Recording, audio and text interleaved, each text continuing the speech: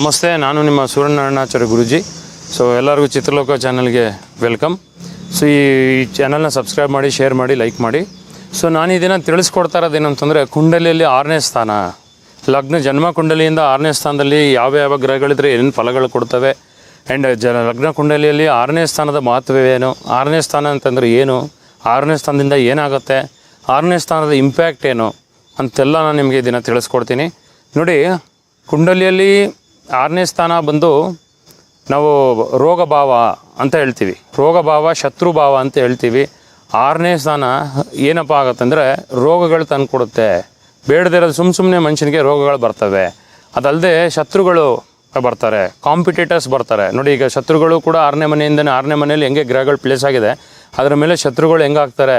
ಇವರು ಹಿಡನ್ ಶತ್ರುಗಳು, ಗೊತ್ತಿರೋ ಶತ್ರುಗಳಿದ್ದಾರಾ, ಇಲ್ಲ ಇವ್ರ ಹಿಂದೆ ಔಸ್ಕೊಂಡಿರೋಂಥ ಶತ್ರುಗಳಿದ್ದಾರಾ ಅಂತ ನೋಡೋದು ಕೂಡ 6ನೇ ಮನೆ ನೋಡ್ತೀವಿ.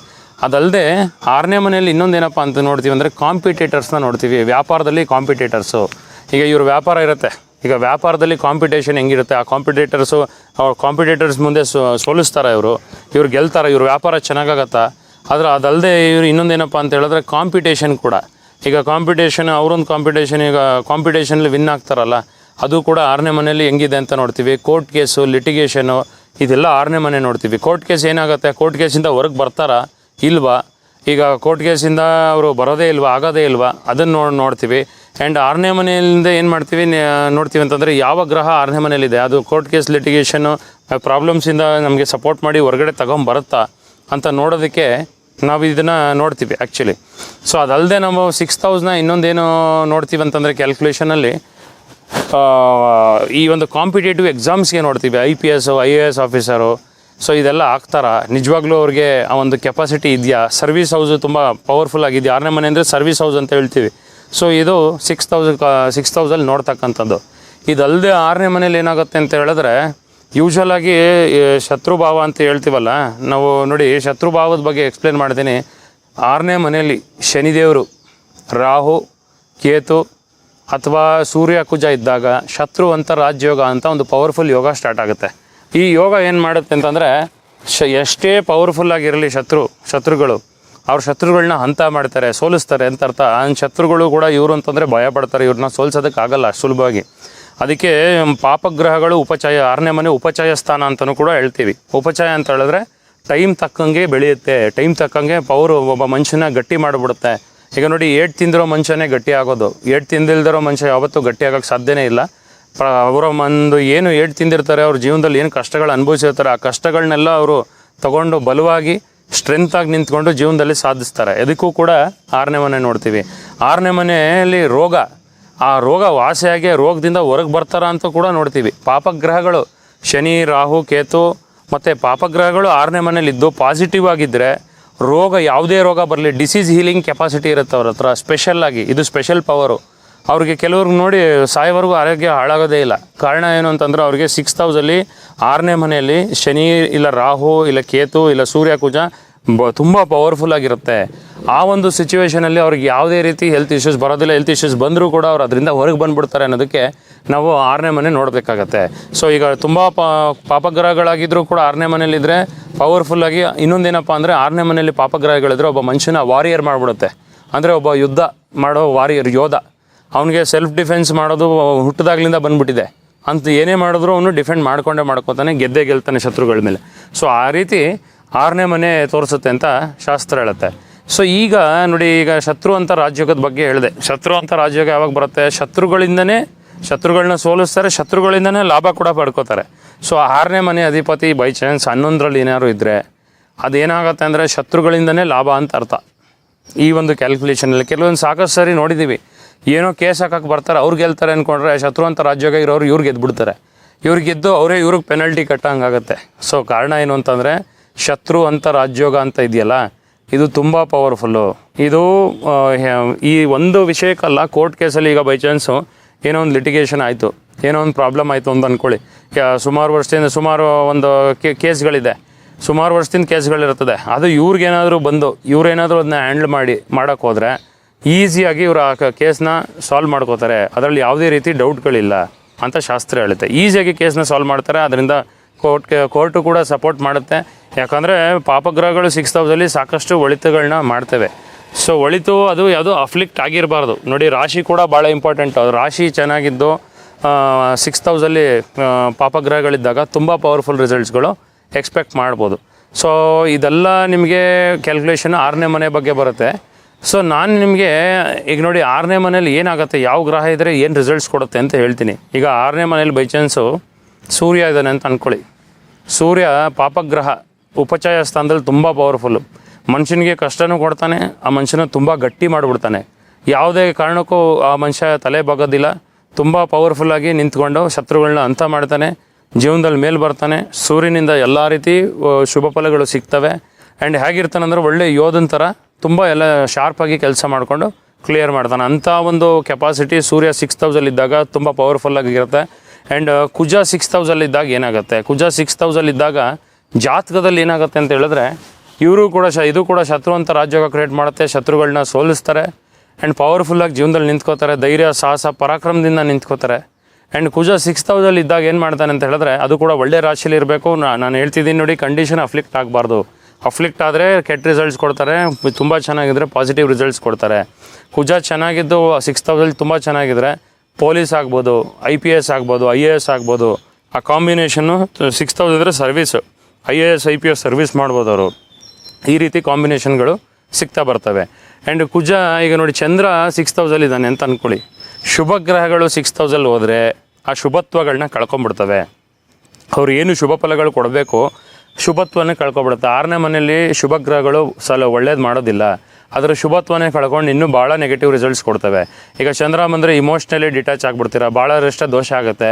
ತುಂಬ ಯಾವಾಗಲೂ ತೊಂದರೆ ಪಡ್ತಾನೆ ಇರ್ತಾರೆ, ಮಾನಸಿಕವಾದ ರೋಧನೆ ಬರ್ತಾನೆ ಇರುತ್ತೆ. ಫಾಲ್ಟ್ ಜೀವನದಲ್ಲಿ ಏರ್ಪೇರು ಆಗ್ತಾನೆ ಇರುತ್ತೆ ಮಾನಸಿಕವಾಗಿ. ಸೊ ತಾಯಿ ಹೆಲ್ತ್ ಕೂಡ ಪ್ರಾಬ್ಲಮ್ ಆಗೋ ಸಾಧ್ಯತೆಗಳು ಬರುತ್ತೆ. ಚಂದ್ರ 6th ಹೌಸಲ್ಲಿದ್ದರೆ 6th ಹೌಸ್ ಅಂದರೆ ರೋಗ ರುಜಿನ ಹೌಸಲ್ಲಿ ತಾಯಿ. ಚಂದ್ರ ಅಂದರೆ ಕಾಲಪುರುಷ ಕುಂಡ್ಲಿಲಿ ತಾಯಿ ಬಂದು 6th ಹೌಸ್ ಅಂದರೆ ಅವ್ರ ತಾಯಿಗೆ ಹೆಲ್ತ್ ಇಶ್ಯೂಸ್ ಇರುತ್ತೆ. ಲಾಂಗ್ ಟರ್ಮಿಂದ ಹೆಲ್ತ್ ಇಶ್ಯೂಸ್ ಇರ್ಬೋದು, ಕ್ರೋನಿಕ್ ಹೆಲ್ತ್ ಇಶ್ಯೂಸ್ ಆಗಿರ್ಬೋದು. ಸೊ ಲಾಂಗ್ ಟರ್ಮ್ ಡಿಸೀಸ್ಗಳು ಆಗೋ ಸಾಧ್ಯತೆಗಳು ಇರ್ತವೆ. ಸೊ ಅದಕ್ಕೆ ತಕ್ಕ ಹಾಗೆ ಚಂದ್ರನಿಗೆ ಶಾಂತಿ ಮಾಡಬೇಕಾಗತ್ತೆ. ಅದಕ್ಕೆ ಪರಿಹಾರ ಏನು ಅಂತಂದರೆ ಚಂದ್ರನಿಗೆ ಶಾಂತಿ ಮಾಡಬೇಕಾಗತ್ತೆ. ಚಂದ್ರನಿಗೆ 10 ವರ್ಷ ಅವಧಿ ಅಲ್ವಾ, 10,000 ಸತಿ ಮಂತ್ರ ಜಪ ಮಾಡಿ ಚಂದ್ರ ಶಾಂತಿ ಮಾಡಬೇಕಾಗತ್ತೆ. ಅದ್ರ ಜೊತೆಗೆ 6ನೇ ಮನೇಲಿ ಚಂದ್ರರಿಂದ ಮಹಾಮೃತ್ಯುಂಜಯ ಹೋಮ ಮಾಡಬೇಕಾಗತ್ತೆ. ಸೊ ಇದು ಮೇನಾಗಿ ಹೇಳಬೇಕು ಅಂದರೆ ಪರಿಹಾರ. ಅದ್ರ ಜೊತೆಗೆ ಈಗ ಏನಪ್ಪ ಅಂದರೆ ಈಗ ಚಂದ್ರ ಬಂದು ನಾನು ತಿಳಿಸ್ಕೊಟ್ಟೆ ನಿಮಗೆ. ಈಗ ಬುಧ 6th ಹೌಸಲ್ಲಿದೆ ಅಂದ್ಕೊಳ್ಳಿ, ಮತ್ತು ಶುಭ ಗ್ರಹಗಳು 6th ಹೌಸಲ್ಲಿ ಹೋದರೆ ಶುಭತ್ವ ಕಳ್ಕೊಂಬಿಡುತ್ತೆ. ಬಟ್ ಅದು ಇನ್ನೊಂದು ಕಂಡೀಷನ್ ಅಪ್ಲೈ ಏನಂತಂದರೆ 6ನೇ ಮನೆಗೆ ಹೋದರೂ ಕೂಡ ಅಲ್ಲಿ ಬೈ ಚಾನ್ಸು ಬುಧ ಸ್ವಂತ ಮನೆಗೆ ಬಂದ್ಬಿಟ್ಟ ಅಂದ್ಕೊಳ್ಳಿ, ಅಂದರೆ ಕನ್ಯಾ ರಾಶಿಗೆ ಉಚ್ಚಸ್ಥಾನ ಬುಧಂದು, ಇಲ್ಲ ಮಿಥುನ್ ರಾಶಿಗೆ ಬಂದ್ಬಿಟ್ಟ. ಆ ಟೈಮಲ್ಲಿ ಏನಾಗುತ್ತೆ, ಬುಧ ಪಾಸಿಟಿವ್ ರಿಸಲ್ಟ್ಸ್ ಕೊಡುತ್ತೆ. ವಿಪರೀತ ರಾಜ್ಯೋಗ ಆಗೋಯ್ತು, ಪಾಸಿಟಿವ್ ರಿಸಲ್ಟ್ಸ್ ಖಂಡಿತ ಕೊಡುತ್ತೆ.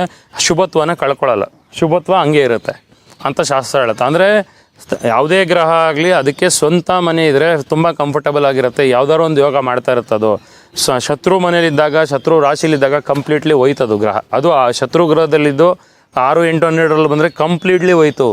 ಆ ಗ್ರಹ ದಶೆ ಅಂತರ್ದಶೆ ಏನೂ ಫಲಗಳು ಸಿಗೋಲ್ಲ, ಎಲ್ಲ ನೆಗೆಟಿವ್ ಫಲಗಳು ಸಿಗ್ತಾ ಹೋಗುತ್ತೆ. ಕೇಳ್ತಾರೆ ನನಗೆ, ಗುರೂಜಿ ಎಲ್ಲ ನೆಗೆಟಿವ್ ಟೈಮ್ ಆಗ್ತಾ ಇದೆಯಲ್ಲ ಏನಕ್ಕೆ ಅಂತ ನೋಡಿದ್ರೆ ಈ ಥರ ಆಗಿರುತ್ತೆ.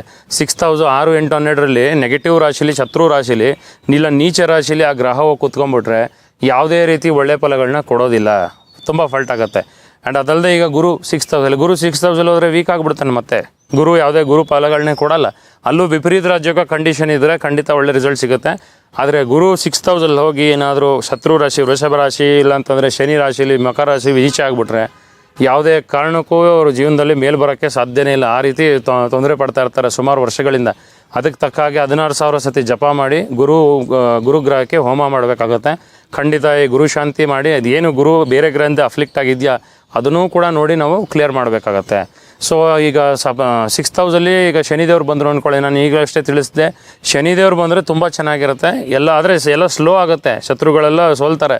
ತುಂಬ ಚೆನ್ನಾಗಿರುತ್ತೆ, ಅದು ಎಲ್ಲ ಸಿಗುತ್ತೆ, ಆದರೆ ಸ್ವಲ್ಪ ಸ್ಲೋ ಆಗುತ್ತೆ ಖಂಡಿತ. ಸರ್ವಿಸ್ ಅವರು ಕೆಲಸ ಮಾಡೋದು ಕೂಡ ಸ್ಲೋ. ಶನಿದೇವ್ರು ಅಂದ್ರೇ ಸ್ಲೋ. ಫಸ್ಟ್ ಆಫ್ ಆಲ್ ಏನೇ ಒಂದು ಡಿಸಿಷನ್ ತೊಗೊಳೋಕ್ಕೂ ಏನು ಮಾಡೋದಕ್ಕೂ ಸ್ವಲ್ಪ ಸ್ಲೋ ಆಗುತ್ತೆ, ಎಲ್ಲ ಸ್ಲೋ ಆಗುತ್ತೆ. ಬಟ್ ಆಗುತ್ತೆ, ಶನಿದೇವರು ತುಂಬ ಪವರ್ಫುಲ್ಲು. ಅದಾದಮೇಲೆ ನಿಮಗೆ ರಾಹು 6th ಹೌಸಲ್ಲಿ ಬಂದರೆ ಅದು ಕೂಡ ಉಚ್ಚ ಸ್ಥಿತಿಯಲ್ಲಿದ್ದರೆ ಎಕ್ಸ್ಟ್ರೀಮ್ಲಿ ಗುಡ್. ರಾಹುಗೆ ಈ ಒಂದು ಪೊಸಿಷನ್ ಇದೆಲ್ಲ 6ನೇ ಮನೆ ವೃಷಭ ರಾಶಿ, ತುಲಾ ರಾಶಿಯಲ್ಲಿ ಬಂದುಬಿಟ್ರೆ ತುಂಬ ಪವರ್ಫುಲ್ಲಾಗಿ ಎಲ್ಲದನ್ನೂ ಸಾಧನೆ ಮಾಡಿಬಿಡ್ತಾರೆ. ರಾತ್ರೋರಾತ್ರಿ ಜಯಪ್ರಾಪ್ತಿ, ರಾತ್ರೋರಾತ್ರಿ ಲಾಟ್ರಿ, ಕೋಟ್ಯಾಧೀಶ್ವರ, ಬೇಗ ಜೀವನದಲ್ಲಿ ಉನ್ನತ ಸಫಲತೆ ಎಲ್ಲ ಸಿಕ್ಬಿಡುತ್ತೆ. ಪ್ರಾಪರ್ಟಿ, ಪ್ರಾಸ್ಪರಿಟಿ, ವೆಲ್ತ್, ಲಕ್ಸುರಿ ಎಲ್ಲ ಬಂದ್ಬಿಡುತ್ತೆ. ಸೊ ಅದು ಕೂಡ ರಾಹು ಏನಾದ್ರು 6ನೇ ಮನೇಲಿ ವೀಕ್ ಆಗಿಬಿಟ್ರೆ, ಅದು ನಾನು ಕಂಡೀಷನ್ ಅಪ್ಲೈಲಿ ಹೇಳ್ತಾ ಇದ್ದೀನಿ, 6ನೇ ಮನೇಲಿ ವೀಕ್ ಆದರೆ ರೋಗ ರುಜಿನಗಳು, ಪ್ರಾಬ್ಲಮ್ಸ್ಗಳು, ಹೆಲ್ತ್ ಇಶ್ಯೂಸು, ಹೆಲ್ತ್ ಅಲೈನ್ಮೆಂಟ್ಸು, ಇದು ಗೊತ್ತಿಲ್ಲದೆ ಇರೋ ಹಿಡನ್ ಡಾಕ್ಟ್ರಿಗೆ ಕಂಡುಹಿಡಿಯೋಕ್ಕಾಗದೇ ಇರೋಂಥ ರೋಗಗಳು ಕೊಡೋಂಥ ಸಾಧ್ಯತೆಗಳು ಇರ್ತವೆ. ಸೊ ಕೇತು ಬಂದರೂ ಕೂಡ ಅಷ್ಟೇ, ಕೇತು 6ನೇ ಮನೇಲಿ ಬಂದರೆ ಯೂಶ್ವಲಾಗಿ ಸ್ಕಿನ್ ಡಿಸೀಸ್ಗಳು ಇರ್ತವೆ, ಚರ್ಮ ಕಾಯಿಲೆಗಳು, ಚರ್ಮ ಸಮಸ್ಯೆಗಳು ಬರುವಂಥ ಸಾಧ್ಯತೆ ಇರುತ್ತೆ. ಅದು ಕೇತು ಚೆನ್ನಾಗಿರಬೇಕು. ಮೀನರಾಶಿ ಉಚ್ಚ ಸ್ಥಿತಿಲಿ ಬಂದರೆ ತುಂಬ ಉಚ್ಚ ಸ್ಥಾನದ ಒಳ್ಳೆ ಫಲಗಳನ್ನ ಕೊಡ್ತಾನೆ ಕೇತು ಕೂಡ. ಅದು ನೀಚ ಆದರೆ ಫಲಗಳನ್ನ ಕೊಡೋದಿಲ್ಲ. ಪಾಪಗ್ರಹಗಳು 6ನೇ ಮನೇಲಿ ತುಂಬ ಪವರ್ಫುಲ್ಲು. ಸೊ 6ನೇ ಮನೆ ಯಾವುದೇ ಸಮಸ್ಯೆ ಬಂದರೂ ಏನು ಮಾಡ್ತೀವಿ ಅಂದರೆ ಮಹಾಮೃತ್ಯುಂಜಯ ಹೋಮ ಮಾಡ್ತೀವಿ, ಧನ್ವಂತರಿ ಹೋಮ ಮಾಡ್ತೀವಿ, ಸೂಕ್ಷ್ಮ ಅಂತ ಇನ್ನೊಂದು ಇದಿದೆ ಅದರದ್ದು ಒಂದು ಹೋಮ ಮಾಡ್ತೀವಿ. ಆ್ಯಂಡ್ ಯಾವ ಗ್ರಹ ಎಫೆಕ್ಟ್ ಆಗಿದೆ ಅದಕ್ಕೆ ತಕ್ಕ ಹಾಗೆ ಫಲಗಳನ್ನ ನೋಡಿ ಹೋಮ ಮಾಡ್ತೀವಿ. 6ನೇ ಮನೆ ಎಫೆಕ್ಟ್ ಆಗಿದ್ದರೆ ನಿಮಗೆ ಏನು ಪರಿಹಾರ ನೀವು ಮಾಡಬೇಕು ಅಂತ ಹೇಳ್ಕೊಡ್ತೀನಿ. ಸೊ ಏನು ಮಾಡಬೇಕು ಅಂತಂದರೆ, ನೀವು ಅರಳಿ ಮರ ನೋಡಿರ್ತೀರ ಸಹಜವಾಗಿ. ಅರಳಿ ಮರಕ್ಕೆ ಏನು ಮಾಡಬೇಕು ಅಂತಂದರೆ, ಶನಿವಾರದ ದಿನ ಹೋಗಿ ಸಂಜೆ 7:15 ಒಂದು ದೊಡ್ಡ ಮಣ್ಣಿನ ದೀಪದೊಳಗಡೆ ಎಳ್ಳೆಣ್ಣೆನ ಹಾಕ್ಬಿಟ್ಟು ಅಲ್ಲಿ ದೀಪ ಹಚ್ಚಬೇಕು. ದೀಪ ಹಚ್ಬಿಟ್ಟು ಸಂಜೆ 7:15 ದೀಪ ಹಚ್ಬಿಟ್ಟು 7 ಪ್ರದಕ್ಷಿಣೆ ಹಾಕಿ ನಾಯಿಗೆ ಊಟ ಹಾಕಬೇಕು. ಇದನ್ನು ಒಂದು 7 ಶನಿವಾರ ಮಾಡಿಬಿಟ್ಟು ರಿಸಲ್ಟ್ಸ್ ನೋಡಿ, ಖಂಡಿತ ನಿಮ್ಮ ಹೆಲ್ತ್ ಪ್ರಾಬ್ಲಮ್ಸ್ ಎಲ್ಲ ಕಮ್ಮಿ ಆಗುತ್ತೆ. ಅರಳಿ ಮರದ ಪೂಜೆ ಶನಿವಾರದ ದಿನ ಸಂಜೆ 7:15 ರಾಹು ಮತ್ತು ಶನಿ ಎಲ್ಲ ಕೇತು 3 ಜನನೂ ಶಾಂತಿ ಮಾಡುತ್ತೆ ಅಂತ ಶಾಸ್ತ್ರ ಹೇಳುತ್ತೆ. ಇದು ತುಂಬ ಎಫೆಕ್ಟಿವ್ ರೆಮಿಡಿ, ಮಾಡ್ಕೊಳ್ಳಿ, ಎಲ್ಲರಿಗೂ ಒಳ್ಳೆಯದಾಗತ್ತೆ. ಅದಲ್ಲದೆ ನಾನು ನಿಮ್ಗೆ ಇನ್ನೊಂದೇನು ಹೇಳ್ತೀನಿ, ರೆಮಿಡಿ, ಹೆಲ್ತ್ ಇಶ್ಯೂಸ್ಗೆ ಏನು ರೆಮಿಡಿ ಕೊಡ್ಬೋದು ಅಂತ ಹೇಳಿದ್ರೆ, ಆದಷ್ಟು ನಿಮ್ಮ ಮನೇಲಿ ಒಂದು ನೋಡಿ, ಯಾವುದೇ ಮನೇಲಿ ಸಮೃದ್ಧಿ ಸುಖ ಇರಬೇಕು ಅಂತಂದರೆ ಒಂದು ಮನೆಯಲ್ಲಿ ಗುಲ್ಗಂಜಿ ಇರಬೇಕು, ಗೋಮಾತಿ ಚಕ್ರ ಇರಬೇಕು, ಕವಡೆ ಇರಬೇಕು, ಕವಡೆ ಲಕ್ಷ್ಮಿಯ ಸಮಾನ, ಇದು 3 ಇಡಬೇಕು. ಒಂದು ತಾಮ್ರದ ಒಂದು ಪೀಸು ಚಿಕ್ಕದು, ಒಂದು ತಾಮ್ರದ ಪೀಸು, ಅದರ ಜೊತೆಗೆ ನೀವು ಕಮಲದ ಬೀಜ ಅಂತ ಹೇಳ್ತೀವಿ, ಅದು ಸಿಗುತ್ತೆ ನಿಮಗೆ ಗಣತಿಗೆ ಅಂಗಡಿಲಿ. ಇಷ್ಟು ಕೂಡ ಒಂದು ತಟ್ಟೆಲಿ ಹಾಕಿ ರೆಗ್ಯುಲರಾಗಿ ಮನೆಯಲ್ಲಿ ಪೂಜೆ ಮಾಡ್ತಾಯಿರಿ. ಅದ್ರ ದೇವ್ರ ಮನೇಲಿ ಇಟ್ಟು ಖಂಡಿತ ನಿಮಗೆ ಎಲ್ಲ ರೀತಿ ದುಡ್ಡು ಕಾಸಾಗಲಿ, ರೋಗ ರುಜಿನಗಳಿಂದ ದೂರ ಆಗ್ತೀರಾ, ಎಲ್ಲ ಒಳ್ಳೇದಾಗತ್ತೆ ಅಂತ ಹೇಳ್ತೀನಿ. ಇನ್ನಷ್ಟು ವಿಷಯಗಳನ್ನ ತರ್ತೀನಿ. ನಮಸ್ತೆ.